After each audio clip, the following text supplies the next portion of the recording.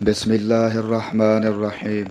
ام المؤمنین حضرت عائشہ صدیقہ رضی اللہ عنہا سے روایت ہے کہ رسول اللہ صلی اللہ علیہ وآلہ وسلم کے زمانے میں سورج گرہن ہوا تو آپ نے لوگوں کو نماز پڑھائی۔ پہلے آپ کھڑے ہوئے تو بڑی دیر تک کھڑے رہے، قیام کے بعد رکوع کیا اور رکوع میں بہت دیر تک رہے، پھر رکوع سے اٹھنے کے بعد دیر تک دوبارہ کھڑے رہے، لیکن آپ کے پہلے قیام سے کچھ کم۔ پھر رکوع کیا تو بڑی دیر تک رکوع میں رہے، لیکن پہلے سے مختصر۔ پھر سجدے میں گئے اور دیر تک سجدے کی حالت میں رہے۔ دوسری رکعت میں بھی آپ صلی اللہ علیہ وآلہ وسلم نے اسی طرح کیا۔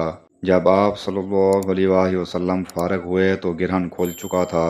اس کے بعد آپ صلی اللہ علیہ وآلہ وسلم نے خطبہ دیا۔ اللہ تعالیٰ کی حمد و ثناء کے بعد فرمایا کہ سورج اور چاند دونوں اللہ کی نشانیاں ہیں، اور کسی کی موت و حیات سے ان میں گرہن نہیں لگتا۔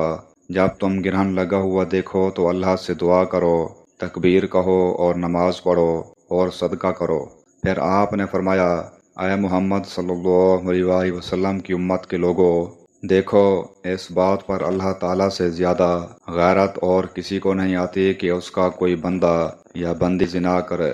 اے امت محمد صلی اللہ علیہ وآلہ وسلم، واللہ جو کچھ میں جانتا ہوں اگر تمہیں بھی معلوم ہو جائے تو تم ہنستے کم اور روتے زیادہ۔ صحیح بخاری حدیث نمبر 1044۔ حضرت عائشہ صدیقہ رضی اللہ عنہا سے روایت ہے کہ ایک یہودی عورت ان کے پاس مانگنے کے لیے آئی اور اس نے دعا دی کہ اللہ آپ کو قبر کے عذاب سے بچائے۔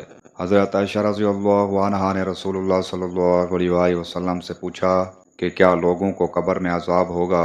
اس پر آپ صلی اللہ علیہ وآلہ وسلم نے فرمایا کہ میں اللہ تعالیٰ کی اس سے پناہ مانگتا ہوں۔ صحیح بخاری حدیث نمبر 1049۔ حضرت مغیرہ بن شعبہ رضی اللہ عنہ سے روایت ہے کہ رسول اللہ صلی اللہ علیہ وآلہ وسلم کے زمانے میں سورج گرہن اس دن لگا جس دن آپ صلی اللہ علیہ وآلہ وسلم کے صاحبزادے حضرت ابراہیم رضی اللہ عنہ کا انتقال ہوا۔ بعض لوگ کہنے لگے کہ گرہن حضرت ابراہیم رضی اللہ عنہ کی وفات کی وجہ سے لگا ہے، اس لیے رسول اللہ صلی اللہ علیہ وآلہ وسلم نے فرمایا کہ گرہن کسی کی موت و حیات سے نہیں لگتا، البتہ تم جب اسے دیکھو تو نماز پڑھا کرو اور دعا کیا کرو۔ صحیح بخاری حدیث نمبر 1043۔